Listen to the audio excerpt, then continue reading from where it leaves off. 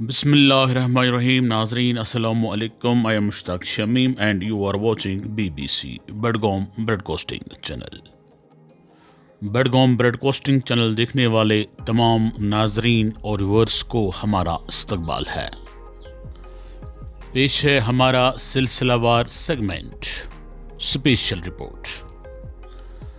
आइए नाजरीन देखते हैं ये खूबसूरत और दिलचस्प सेगमेंट स्पेशल रिपोर्ट। नाजरीन मोहतरम अस्सलामु अलैकुम। बचुस मुश्ताक शमीम कातरिश वडर पेट युस तो ये वनकस इतनी जाड़ी वचान ये जो आप जाड़ी देख रहे हैं, ये जाड़ी लगभग 200-300 साल पुरानी जाड़ी है। क्योंकि जाड़ियों की एक खसूसियत होती है, वो सूख भी जाती हैं और सूखने के बाद फिर से इसमें हरियाली निकल आती है। ये देखिए, इस जाड़ी के पीछे एक तारीख है। हज़रत सैयद सोलह खान साहब रहमतुल्लाह अलैह, जिनके नाम से खान साहब का एक बड़ा कस्बा जो है मंसूब है। बताया जाता है कि जब वो इस इलाके में आए, ये पूरा इलाका एक जंगल था और इस जंगल में वो बैठे कोई 12 बरस के लिए इस जाड़ी में। यहाँ पे मैं आपको अंदर से इसके दृश्य दिखाने की कोशिश करूँगा। अब चूंकि ये जाड़ी जो है ये अब सूख चुकी है अंदर अंदर।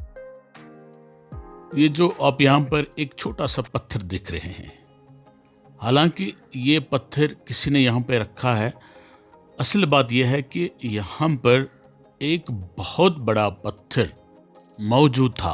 वो पत्थर बिल्कुल हमवार और किबला नुमा यहाँ पे थी और उसको देखकर बिल्कुल ऐसा महसूस हो रहा था कि इस पत्थर पर किसी ने किसी ज़माने में नमाज पढ़ी होगी। कोई इस पत्थर को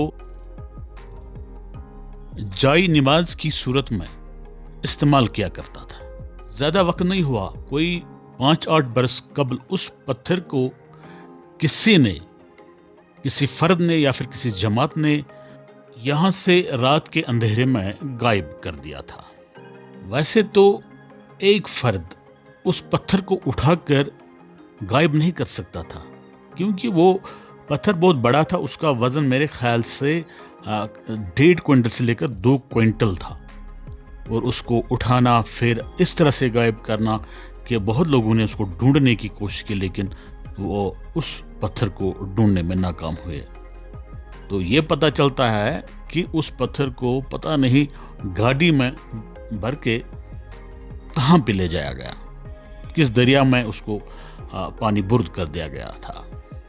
ऐसा भी अंदाज़ा लगाया जा सकता है कि उस पत्थर को शायद तोड़ा गया और फिर किसी को फ़रोख्त किया गया उन पत्थरों को।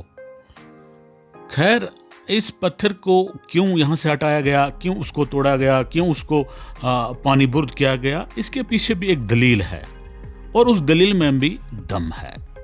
हज़रत सैयद सोलह खान साहब रहमतुल्लाह अलैह ने उस पत्थर को यहाँ पर रखकर एक मैसेज दिया था मुसलमानों को कि जंगल हो या शहर, तन्हाई हो या जमात हो, नमाज एक मुसलमान को किसी भी सूरत में किसी भी जगह पर अदा करना ही करना है।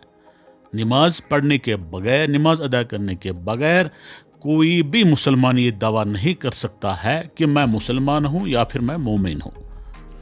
इसके साथ साथ ये भी मैसेज दिया था हज़रत सैयद सोलह खान साहब रहमतुल्लाह अलैह ने कि अगर इबादत करना है तो सिर्फ अल्लाह की करो, अगर मांगना है तो सिर्फ अल्लाह से मांगो। लेकिन हमने उनकी उस मैसेज को इग्नोर करते हुए दूसरी डायरेक्शन ली।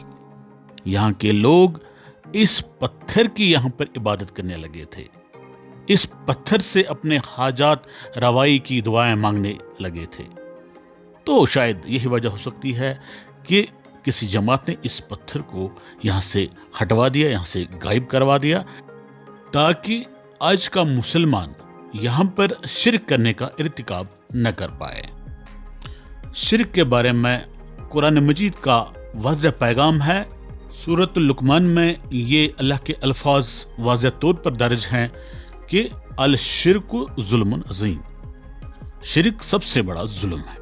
خیر، میں یہاں پر اس بحث میں پڑھنا نہیں چاہتا ہوں، بلکہ آپ کو یہ بتانا چاہوں گا کہ یہ جو جھاڑی یہاں پر موجود ہے اس کی ایک تاریخی اہمیت ہے، اور اس جھاڑی کی تاریخی اہمیت کو ہمیں سمجھنا چاہیے، اور اس جھاڑی کی ہمیں رکشا بھی کرنی چاہیے، تاکہ اتخاذ جو ہمیں سبق دیتا ہے اس سبق سے ہم فیض یاب ہو سکیں۔ شکریہ ناظرین، بی بی سی کے ساتھ بنے رہنے کے لیے آپ کا بہت بہت شکریہ۔ Thanks for watching B B C.